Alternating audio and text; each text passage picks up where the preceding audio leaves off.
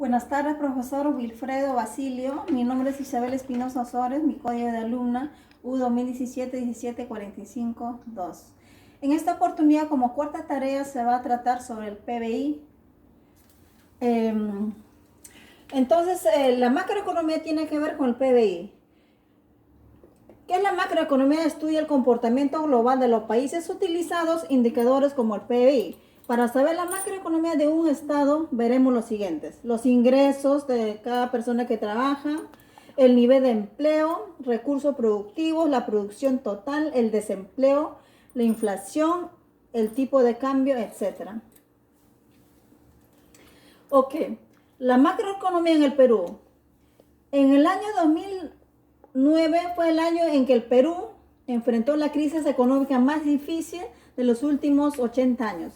La tasa en el crecimiento de la economía del 9.8% en el año 2008 bajó en el año 2009 a 0.9%, como aquí se puede ver en el cuadro.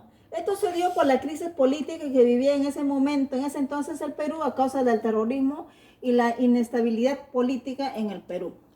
Como aquí en este cuadro se puede ver simultáneamente que ha bajado en el año 2009.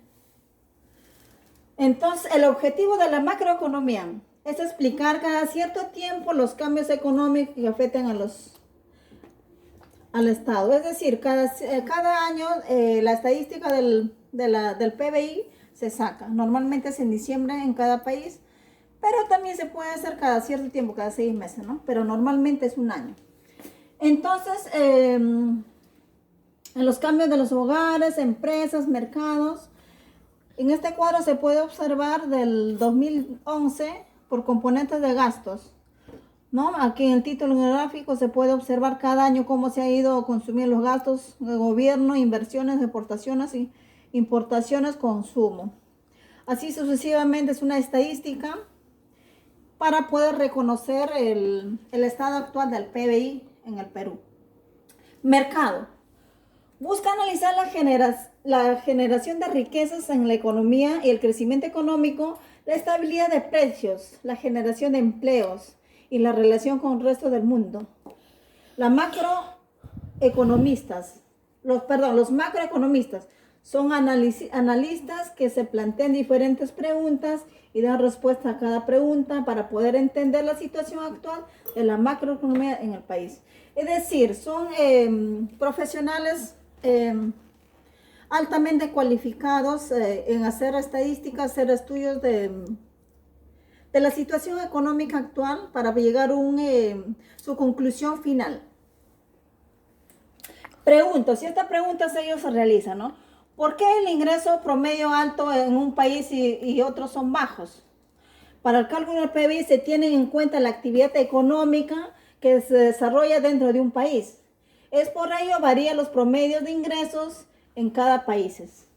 Por ejemplo, ¿por qué sube rápidamente los precios en algunos periodos y se mantienen más estables en los otros?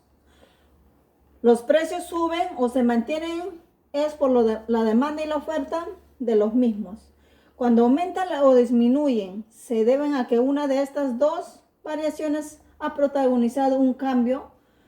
Concretamente, un aumento en los precios se da especialmente por 3 motivos. La oferta se mantiene y aumenta la demanda. La oferta cae y la demanda se mantiene. La oferta cae y la demanda aumenta. Entonces, estas preguntas los analizan, ¿no? ¿Qué es la inflación? ¿Cuáles son sus causas en altas inflaciones? La inflación es el crecimiento general y sostenido en el nivel de los precios.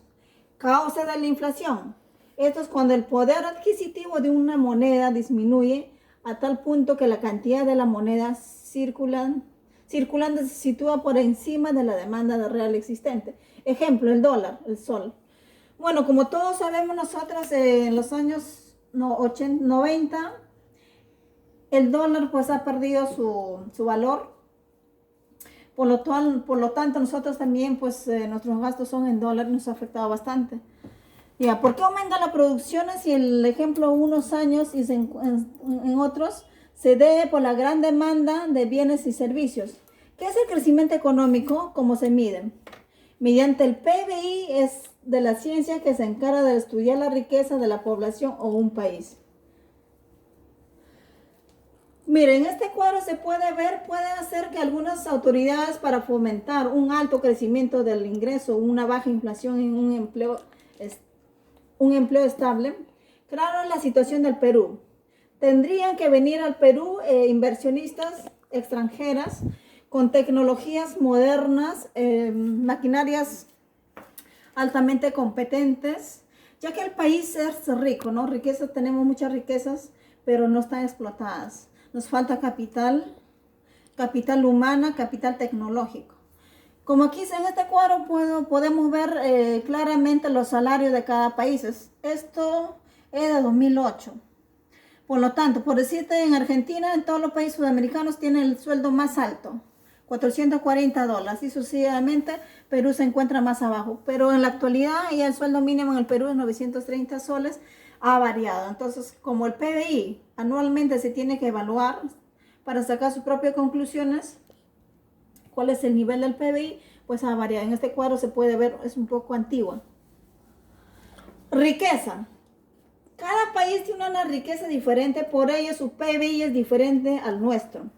Cuando hablamos de riqueza no nos referimos a los recursos naturales, minerales, recursos de la pesca, la flora y la fauna, ni las riquezas culturales, ni a los materiales prima.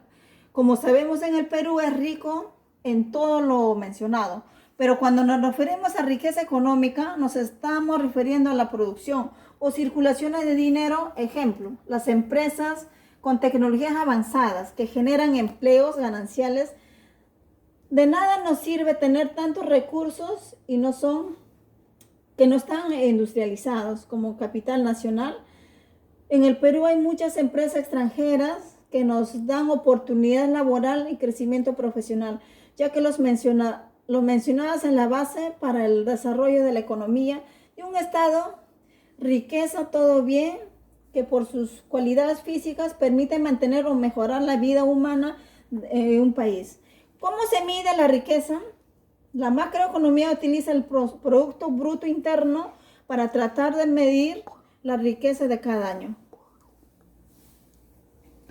Producto Bruto Interno, el PBI.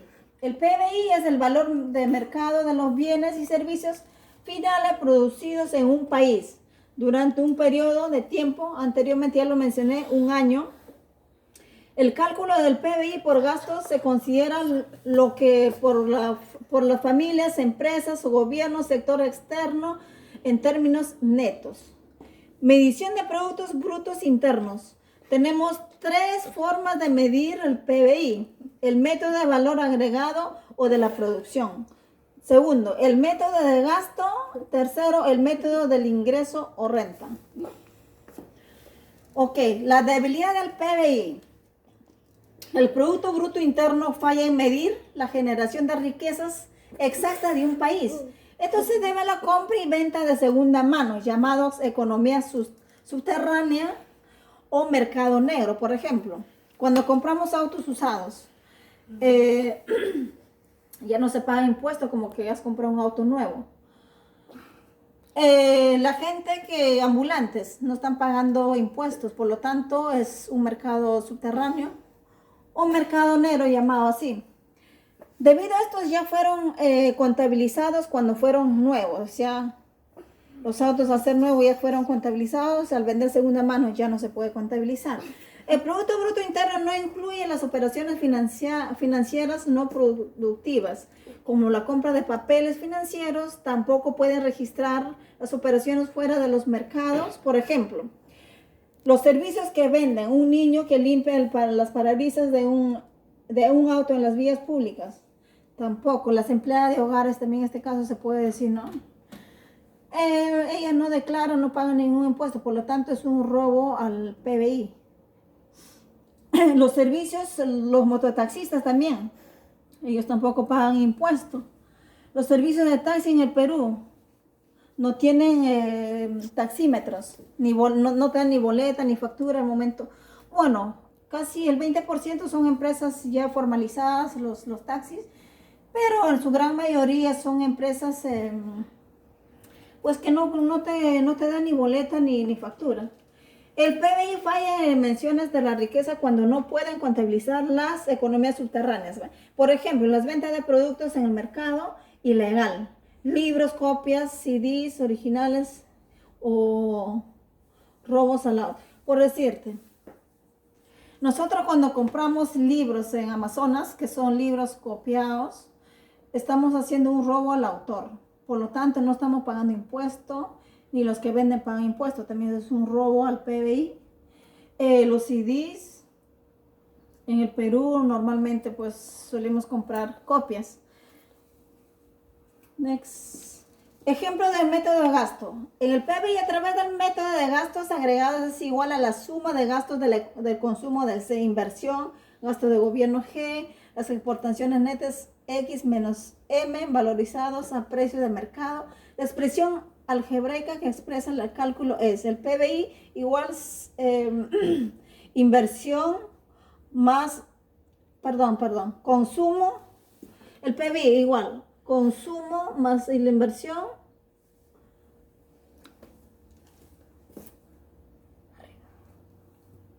un momentito. Ok, el PBI, consumo más inversión más gobierno, entre paréntesis, exportación y el consumo. Comprar el gasto de los hogares en bienes o servicios, estos se dividen en tres categorías: bienes durables, bienes no durables, servicios.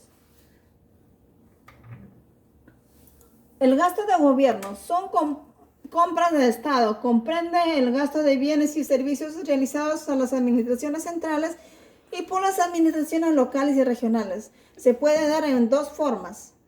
El consumo de gobierno, sueldo de profesores, de médicos, inversión pública, construcción de carreteras, construcción de escuelas del Estado, colegios,